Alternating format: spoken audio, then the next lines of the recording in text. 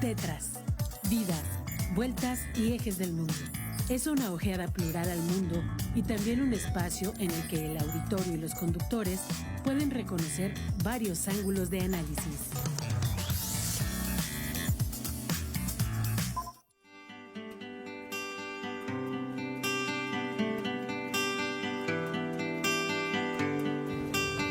Soy la doctora Rosana Furusho Coronel, médico especialista en psiquiatría, adscrita al Servicio de Salud Mental del Hospital General de México y encargada del mismo.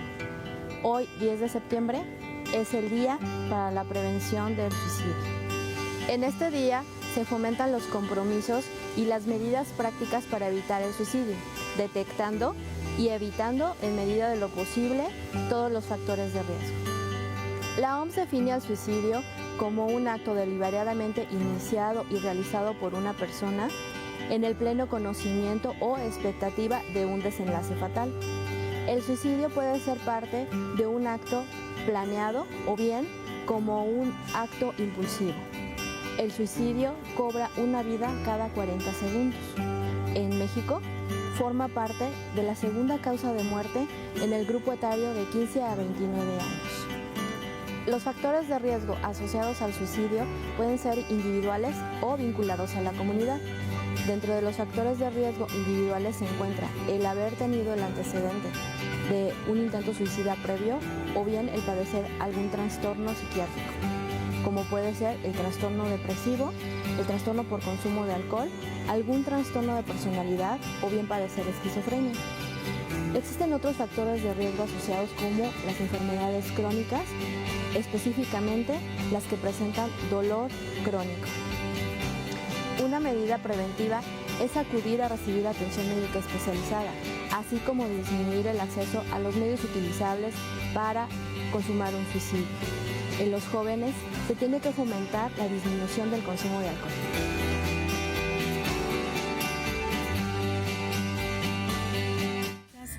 Muy buenos días. Aquí Tetras, como cada miércoles con ustedes. Ya saben, los que nos están oyendo o los que nos están viendo, que nos localizan en el canal digital 24.1 o nos están oyendo en la estación de radio en 89.5. Pero también saben que se pueden comunicar con nosotros al 442-192-1200, extensión 37120, 442-192-1200, extensión 37120, o se pueden comunicar con nosotros enviando unos mensajes al celular 442-249-8788. 442-249-8788. Igualmente pueden oírnos en radio por internet en radio.uacu.mx o ver en internet también en tv.uacu.mx. Nuestro espacio en Facebook es Tetras Radio UAC, Tetras Radio UAQ. Y le agradecemos a nuestro productor Emanuel Villagrán todos los consejos y las orientaciones que nos da. Los invitamos a que nos oigan o nos vean todos los miércoles de 9 a 10 de la mañana o bien los sábados de 5 a 6 de la tarde. Los esperamos pues para aquellos que no pudieron vernos hoy, oírnos hoy, que nos vean, nos oigan el próximo sábado de 5 a 6 de la tarde. Muy buenos días, Sergio Becerril Calderón. ¿Cómo estás, Gonzalo Guajardo González? Muy bien. Pues aquí en una emisión más de Tetras, Vidas, Vueltas y Ejes del Mundo. Un video muy interesante, Gonzalo. O sea que el día 9 de septiembre se festejó, bueno, se conmemora, no se festeja. Para algunos quizás lo festejen, pero el día, pues, no sé, dedicado a desde la Organización Mundial de la Salud, pensando en un fenómeno social complicado, de mucha controversia, que de alguna manera, Gonzalo, se liga con lo que hace 15 días estábamos hablando sobre los jóvenes, la educación, los jóvenes y sus dificultades para pensar en un mejor futuro, los fines, la cuestión. En un mejor futuro, pero también en un mejor presente. Sí, claro. Sí, claro. No es solo hacia días después, sino hacia esto que estamos viviendo. Entonces, pensar en el suicidio como... Estoy diciendo pensar, no solo llevarlo a cabo, ejecutarlo, sino pensar en el suicidio como una realidad, no sé si llamarle realidad psíquica o una realidad que los jóvenes ven como alternativa. Y cuando hablo de jóvenes, estoy hablando de jóvenes hombres y mujeres entre los 11, de los 11 a los 14 años, las estadísticas así lo plantean, hasta los 29 años de edad, en donde hay pensamientos de tipo suicida que muchos los ejecutan y al concretarlos forman parte de una estadística alarmante y que no es solamente una estadística que corresponde a México, sino es una estadística mundial que tendríamos nosotros que poner atención para trabajar sobre las causas. A mí me parece que la Organización Mundial de la Salud y todas estas instituciones en México encargadas de la prevención, encargadas de la atención, de la intervención y pensando en crear otro tipo de condiciones para los jóvenes, lo ven de manera muy funcional, muy pragmática. No quiero decir que esto está mal, sin embargo, se asocia a cuestiones de consumo, Gonzalo, que esas cuestiones de consumo también incrementan la dependencia de los jóvenes por algún fármaco o por algún estimulante que los tranquilice para evitar caer en este pensamiento suicida o buscar ejecutar el suicidio, atentar contra su propia vida. Sí, tendríamos que señalar sin duda que el tema del suicidio, que es el que nos ocupa este día, y particularmente el suicidio en estos jóvenes que acabas de mencionar, desde los niños de 9, 10 años en adelante hasta la edad de 29 años, que podríamos decir que este es nuestro marco desde el cual queremos o respecto del cual queremos hacer nuestras reflexiones acerca del suicidio. Digo, el tema en realidad tiene muchas vertientes o muchos ángulos de observación. Sin duda, un ángulo de observación es el religioso, pero ni tú ni yo nos vamos a meter ahora en ese ángulo, ¿no? Los que dijéramos en el terreno de las ciencias han predominado son otros ángulos, aunque también se lo ha visto desde el terreno de la filosofía, desde el terreno de la defensa de los intereses patrios o de los intereses de los grupos, etcétera. Pero digo, creo que más bien nosotros estaremos abordando el tema desde los ángulos de la sociología, y esto es para ver la recurrencia de los fenómenos y el tipo de sectores sociales que toca el fenómeno del suicidio, o bien el otro ángulo científico, el de la psicología, para el cual tú eres muchísimo más apto dar tus juicios y sí, me encantaría que tú nos ilustraras desde este ángulo de la psicología.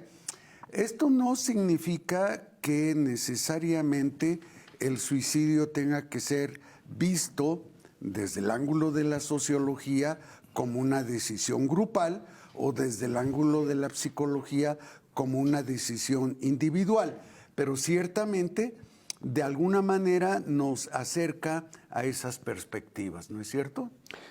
Sí, Gonzalo, aunque la misma psiquiatría, desde la medicina, la misma psicología, apoyada en el psicoanálisis o apoyada en cuestiones conductuales o humanistas, no se ponen mucho de acuerdo. Así es, sí. Tienen sus propias perspectivas y sus propias formas de explicación. En tal sentido, recurrir, por ejemplo, a la sociología o recurrir a la política o recurrir a la economía, también nos dejan en una cuestión de especulación frente a este fenómeno que es demasiado complejo. Como hace 15 días hablábamos de que educar a los jóvenes y ver la complejidad de los vínculos, de las relaciones que los jóvenes establecen con la sociedad, consigo mismos también, se ha vuelto de un tema muy complejo y ha dado lugar a fenómenos como el que hoy estamos trabajando. Entonces, Gonzalo, yo pensaría que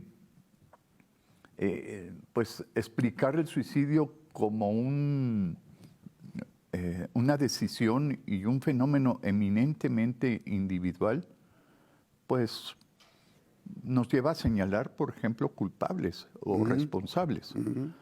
Pero cuando nosotros ampliamos un poco la visión de este fenómeno, lo dejamos en la sociología, lo dejamos en la economía o lo dejamos en la política o lo dejamos en la interacción social como las principales determinantes, sin poder concretar de manera efectiva y precisa, racionalmente, científicamente, sus causas. Hay múltiples, es multifactorial el fenómeno y es demasiado complejo. Y así tendríamos que abordarlo. Los familiares de las personas que toman esta decisión quedan, pues, en ocasiones avergonzados, apenados, no quieren hablar siquiera de qué es lo que pasó, y siquiera insinuar alguna de las causas, y cuando lo hacen lo señalan de una manera individual, responsabilizando únicamente a quien ha tomado esa decisión. Entonces, sin que nosotros señalemos culpables o estigmaticemos al pensamiento suicida, nosotros tenemos que buscar una explicación sociológica, una explicación económica, una explicación médica, psiquiátrica, neurológica, una explicación basada en el consumo de ciertas pues, adicciones, alcohol o medicamentos o drogas.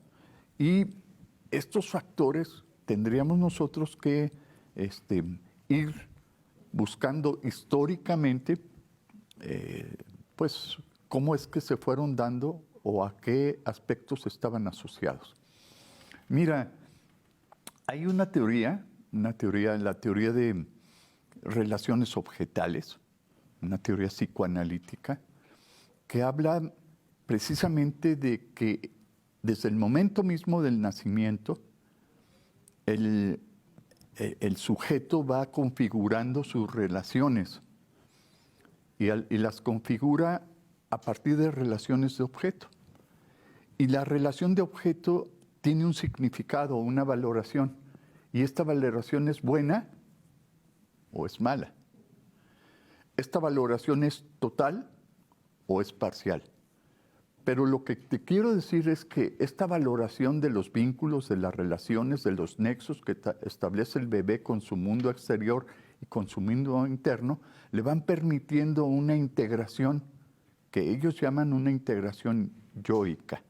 Esto es un principio de realidad en el que el bebé se va desarrollando, se va integrando, se va configurando, se va constituyendo hasta establecer una relación con objetos totales, con personas, con la familia, con la sociedad, y de esa manera también va definiendo su propia identidad.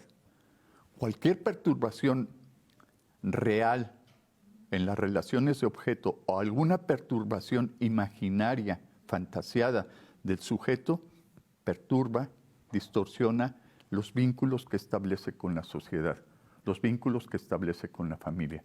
Y esto es lo que hace complejo, torna demasiado complejo cuando ya nos metemos a cuestiones de realidad y de fantasía. Ahí se vuelve complejo el tipo de vínculo y el tipo de decisiones que los sujetos tomamos cuando establecemos relaciones con la realidad, relaciones con la sociedad. Bueno, a mí me gustaría volver sobre unos datos que tú señalaste hace unos minutos, antes de pasar a esta otra parte de la estructuración yoica del yo. ¿Sí? Sí. Hay otros datos más que valdría la pena tomarlos al menos como referentes generales, si bien no son datos fidedignos, pero sin duda ha habido periodos de la historia en que el suicidio, o más todavía, el suicidio colectivo ha sido altamente valorado, ¿no? Hay otras ocasiones en que el suicidio ha sido advertido como algo vergonzante, y parecería que en estos tiempos, en la actualidad, es esta última situación, el suicidio como algo vergonzante.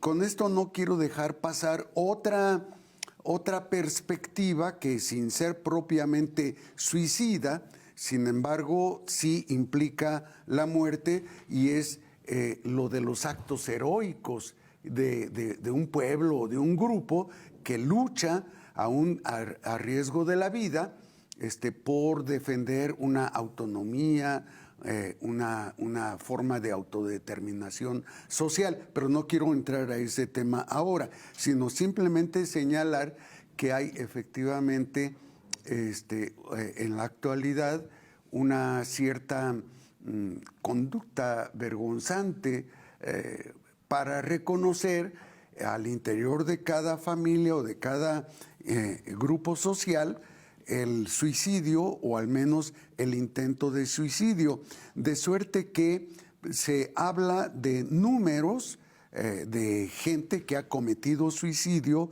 o que ha tenido el intento de suicidarse, y siempre son números, dijéramos, oficiales, pero se calcula ordinariamente que a cada dato individual que se da de manera formal corresponden en realidad ocultos 20 casos similares. Es decir, por cada suicida ha habido otros 20 suicidas de los que no se dice nada.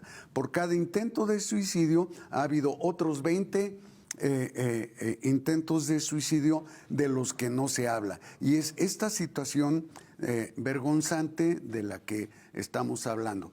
Pero también creo que en estos momentos convendría estar identificando condiciones materiales o al menos ideológicas de una sociedad para entender también otra de las causantes de suicidio.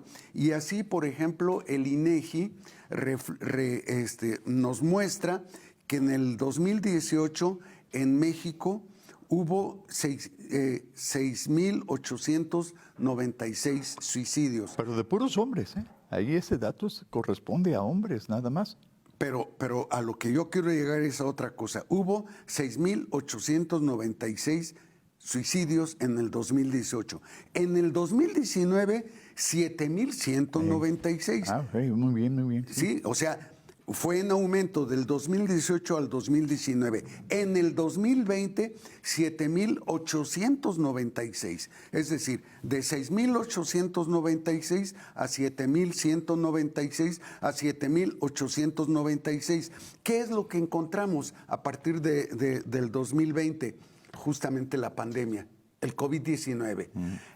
Entonces, antes, dijéramos, era algo así como una respuesta equivocada o acertada, no estoy valorando en estos momentos, pero era una respuesta a la estructura usual de la vida, mientras que en el 2020 se nos presenta un dato social, un dato pandémico tan dramático que justamente desata o desborda el número de gente que se suicida, ¿no?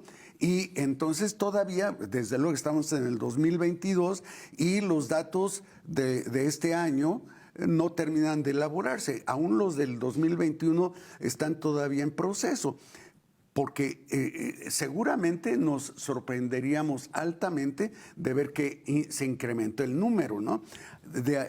Esto hace que se hable de que cada 40 segundos se comete un suicidio en México y que este hecho ha ido en escalera, así le dicen en el INEGI, ¿no? Es decir, que cada año hay más y más y más suicidios, aunque también podría ser otro dato más que los medios están más sensibles a estas cosas y por lo tanto lo hacen más visible. No es que en rigor haya más actos de este tipo, sino que hoy se visibilizan más. Y más cuando se trata de personajes como artistas, estos los denuncian más y los dan a conocer, pero no tanto los dan a conocer como buscar una forma de prevención, sino los dan a conocer en ocasiones por morbo y otras ocasiones para hacer señalamientos sobre contextos específicos de las aparentes causas del suicidio. O para vender más la publicidad. Exactamente. Sí. Pero eso es una perversión, Gonzalo. No, yo no lo estoy negando. Sí, con esto, bueno, mi interés era meramente decir que los datos que manejamos son datos dados a conocer ya formalmente por las instituciones que lo deben dar, ¿no? Sí. Pero que no podemos nosotros meter las manos al fuego diciendo que no hay más. Entonces, estamos hablando de que anualmente 8,000 en la actualidad. Sí. Más de 8,000. Más de 8,000, porque estos datos que estoy dando son del 2020. De esos 8,000, estamos hablando de que casi 7,000 son hombres y los otros restantes son mujeres. Entre los 11, 13, 14 años hasta los 29 años de edad. Sí, está el dato de que 81.6% de intentos son de hombres. No, son de suicidios efectivos. Suicidios efectivos, sí. El 81.6%. Eso quiere decir que el 18.4% no alcanzan a lograr el suicidio, pero el 81.6% de los intentos sí lo lograron, ¿no? Entonces, también hay que ver que el pensamiento suicida no está solamente en aquellos que hacen efectivo el suicidio, sino también en quienes lo intentaron, pero no lo lograron, ¿no? Sí. Y que efectivamente, escasamente del número de suicidios totales que hay, apenas el 30% es de mujeres. Sí. Y el 70% restante es de varones. Y el 30% de suicidios de mujeres son datos que también da el INEGI, se deben a altas dosis de fármacos o a otro tipo de medicamentos, mientras que el suicidio en varones tiene una prevalencia por ahorcamiento, en primer lugar, o por uso de algún arma, en segundo lugar, o bien por lanzarse al vacío. Otro dato más. Entonces, eso es como más determinante. Cuando tú tomas un fármaco para envenenarte y morir, bueno, claro que te haces mucho daño, pero no es tan determinante como que te lances al vacío. O ahorcarse, o lanzarse a los rieles del tren, ¿no? Así es, ajá. En el metro, por ejemplo. Sí, son estadísticas, Gonzalo, que otra vez te digo, te dan una idea. INEGI saca estadísticas, cuantifica el fenómeno. Pero acá la explicación que buscamos es, y sobre todo los padres de familia, qué pueden hacer, o si ellos consideran que los que tienen pensamiento suicida denuncian o manifiestan sus intentos de muchas maneras, a través de símbolos, a través de signos, a través de su conducta manifiesta, y los padres ponen atención en eso frente a estos jóvenes. Sin embargo, las estadísticas nos dan una idea de los factores a los que se asocia. Mencionabas tú en este guión que siempre preparamos para nuestras conversaciones, Gonzalo, mencionabas a Emilio Durkheim. Sí. Para algunos el padre de la sociología. Y sí, yo creo que lo es, pero no quiere decir que todo lo que él haya dicho es válido actualmente. Y entonces lo asocia a la miseria. Ajá. Él decía que más bien los pobres tenían más apoyo social. La red social. Ajá, que los ricos. En los ricos hay como más... están más sueltos los individuos y por lo tanto tienen menos apoyo social. En cambio, por ejemplo, tú, Sergio, tienes hambre y vas con tu abuelita a ver si ella te da algo de comer, ¿no? O te quedas sin casa y vas con tus tíos a ver si te dan albergue. O sea, siempre hay como esta noción de la familia grande que de alguna manera es tu protectora. Y Emilio Durkheim es lo que pensaba. Y él decía, por eso los suicidios se dan más en la gente rica, porque no tiene este medio social amplio que lo proteja. Creo que las cosas han cambiado. Mucho. Hoy se ve de una manera diferente, justamente porque como nos hemos acercado dramáticamente a los tiempos del COVID, entonces el mayor número de desempleos, el mayor número de hambrientos, el mayor número de sin casa son precisamente los pobres. Y entonces ahora vemos que hay un incremento en el suicidio de los pobres y no de los ricos. Pero siguen siendo especulaciones. O otros dicen, no, es que el confinamiento que tuvimos en el COVID, esto nos lleva a pensar que ese encierro atormenta a los individuos y los lleva paulatinamente a tomar una decisión como esta. Entonces, complicado el asunto, Gonzalo, pero son explicaciones multifactoriales en donde el dato duro te da una idea y que tienes que llevarla a un nivel de interpretación o llevarla a los casos específicos en donde están los contextos y la historia del individuo que los lleva a tomar este tipo de decisiones. Nada más, antes de irnos a pausa, me gustaría decir que del total de suicidios que se han dado en el 2020, de jóvenes entre 10 y 19 años de edad fueron 3.553 casos registrados, 3.553 jóvenes de entre 10 y 19 años. Y los jóvenes de 20 a 29 años, 2.293. Esto significa, son más jóvenes de 10 a 19 años los que han cometido suicidio que los de 20 a 29 años. Esto es muy lamentable. Y agreguemos este dato. Los estados en donde aparece con mayor frecuencia este fenómeno, en México, el estado de Chihuahua, el estado de Yucatán, el estado de Aguascalientes, en ese orden. Y bueno, en Querétaro podríamos decir que hay un fenómeno que se ha presentado con cierto incremento, pero lo volvemos a tratar el asunto regresando de la identificación del programa.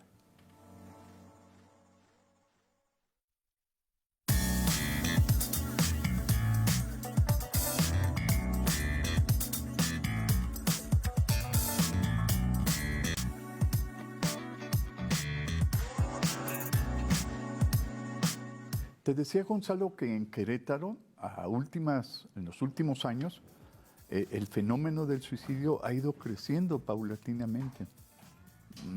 Y estamos diciendo que la ciudad de Querétaro, la ciudad de San Juan del Río y el municipio de Amealco son los que presentan un mayor número de suicidas.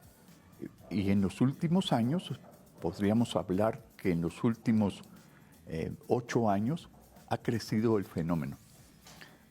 El dato que me sorprende es el relativo a Amealco. Sí. El relativo a Querétaro y a San Juan del Río no es que me parezca bien, no es que me parezca normal, pero es más explicable. Pero Amealco, ¿qué pasa con Amealco? Algunos teóricos y especialistas bueno, son médicos, son psiquiatras, son neurólogos. Ellos consideran que en Amealco hay un fenómeno asociado al clima.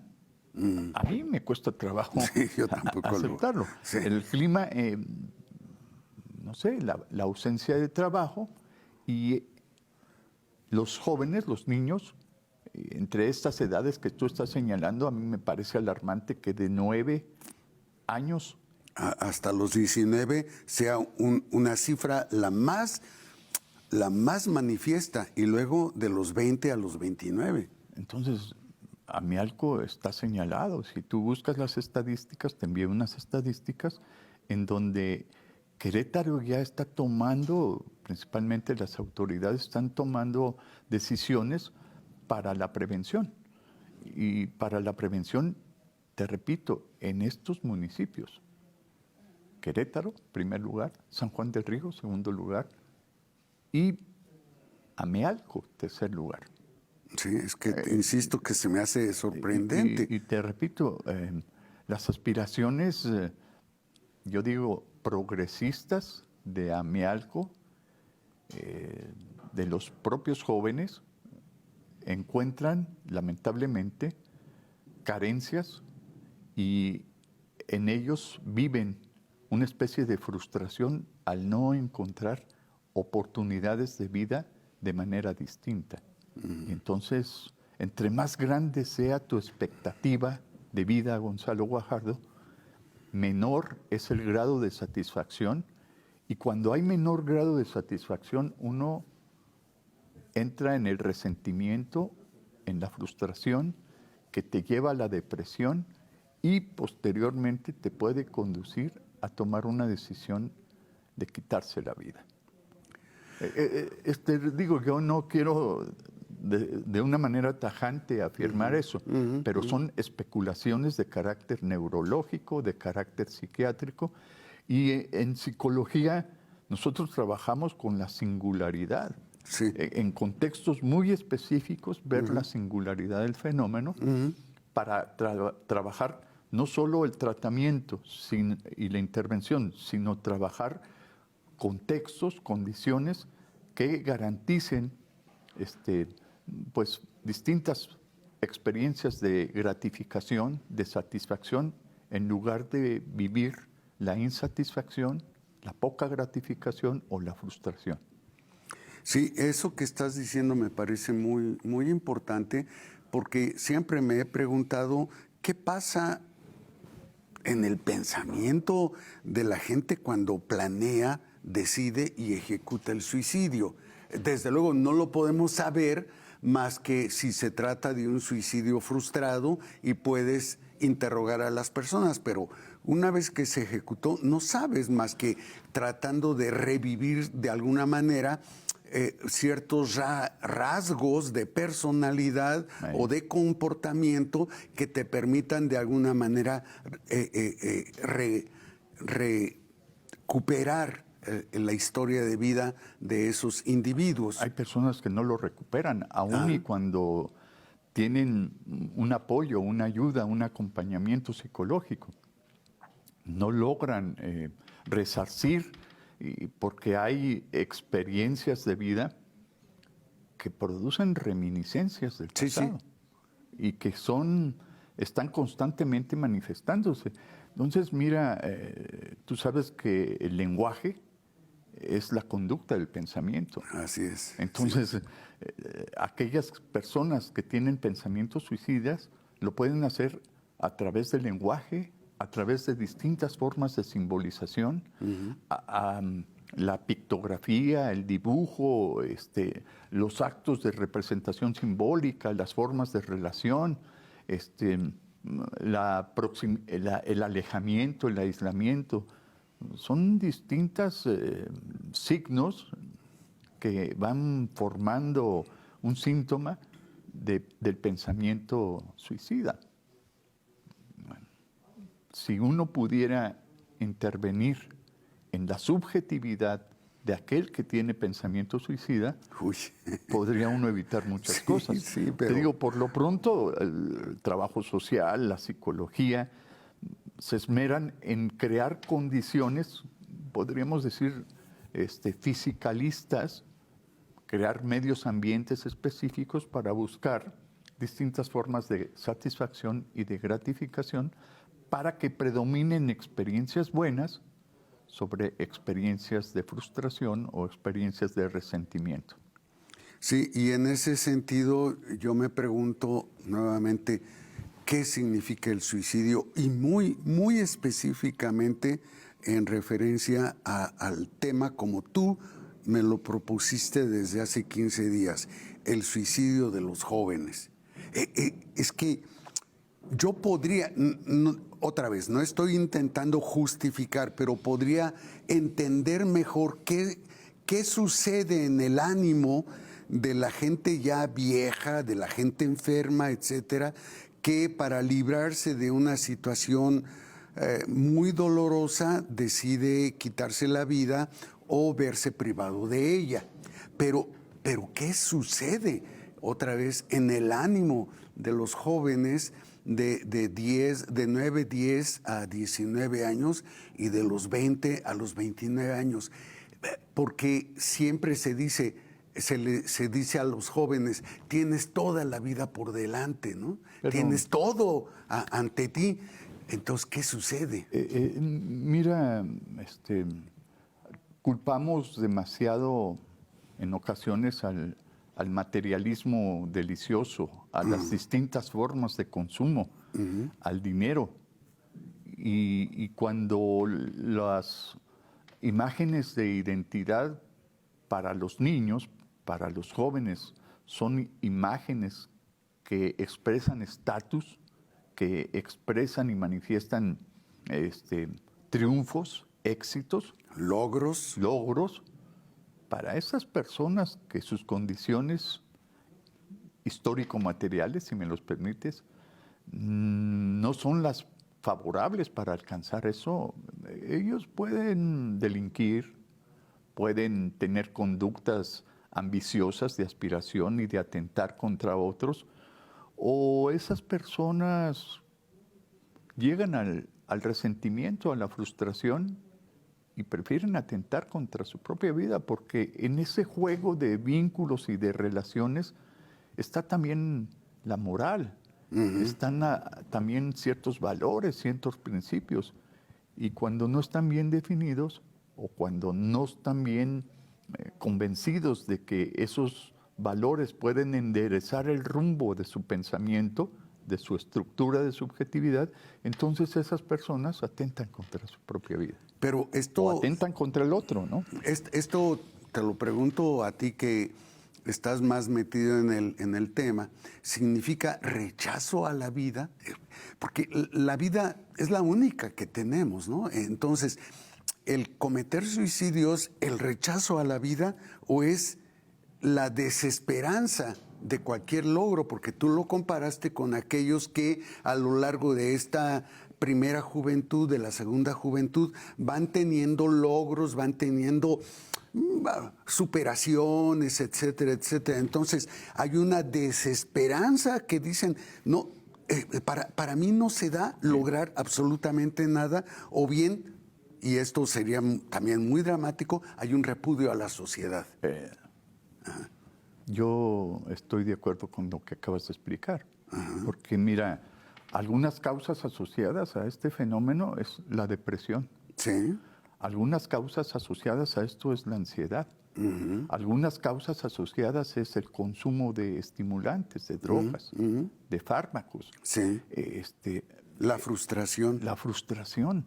Entonces, Gonzalo, estas causas son también efectos de otras causas que históricamente van constituyendo la identidad del sujeto. Eso es lo que se hace tan complejo, rastrear el pensamiento suicida y rastrear y llevar contextualmente a las explicaciones que llevan a las personas a tomar esta decisión. Pero entre los 9 y los 19 años está la definición de la identidad social del sujeto. Y entre los 9 y 19 años, si no hay figuras de identidad bien definidas, si no hay vínculos afectivos, valorales, con figuras parentales, con familia, con estructuras de la sociedad, esto lleva a los individuos a tener una enorme frustración, un enorme resentimiento, y cuando no puedes contra el avasallamiento que te presenta la realidad histórica, la realidad social, no hay mejor puerta que abrirla del suicidio. Pero, a ver, tú estás hablando... Y yo te diría que tampoco están exentas las personas entre los 29 y los 44 años, no. ni tampoco están exentas las personas de mayor de 60 años. No, claro. Pero como pueden... que es más, tú dices, bueno, ya vivió, ya ahora... ya que se vaya, que descanse, ¿no? Pero los jóvenes... El acto de suicidio no es un acto de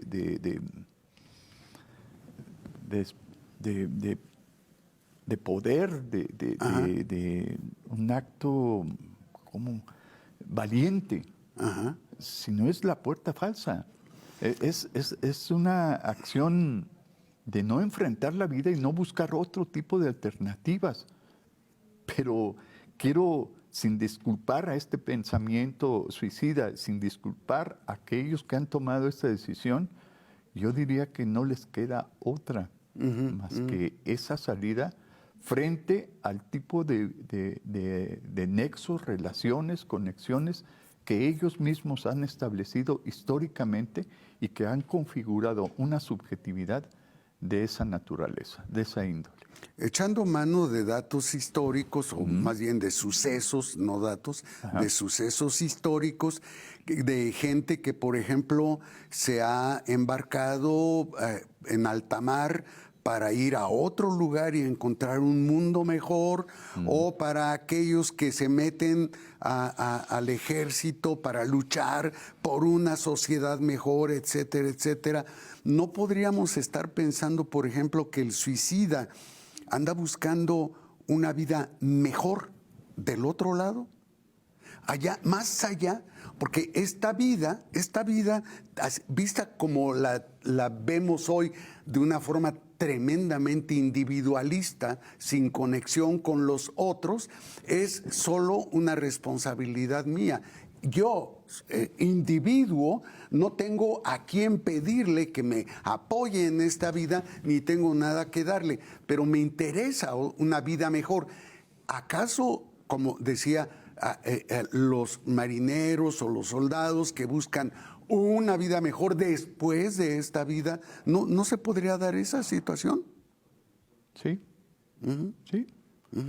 Pero te digo, esa situación en el imaginario de estas personas es la salida, porque no les queda otra. Pero las aspiraciones de heroísmo, las aspiraciones de salvación del mundo, esas aspiraciones no se concretan, no llegan. Y son una misión imposible, Gonzalo. Pero acabamos de pasar el 16 de septiembre. El 16 de septiembre es una fecha donde repasamos varias figuras heroicas en nuestro país, ¿no es cierto? Sí. Y varias de esas figuras heroicas no consumaron la independencia, no consumaron el motivo de la lucha. Sin embargo, los seguimos viendo como héroes.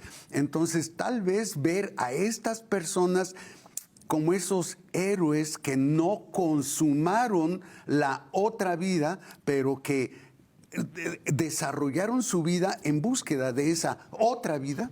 Pero asumen la responsabilidad de representar a aquellos que también con su esfuerzo están luchando por otro tipo de condiciones de vida. Y entonces al hacerlo, ellos se responsabilizan más, se comprometen más que otros, y esos actos son heroicos. Pero para ellos son los elegidos, pero no votados. Y al ser elegidos, pero no votados en ellos mismos, por sí mismos, ellos toman los riesgos que les corresponde en el momento que hay que tomarlos y son considerados héroes, Gonzalo.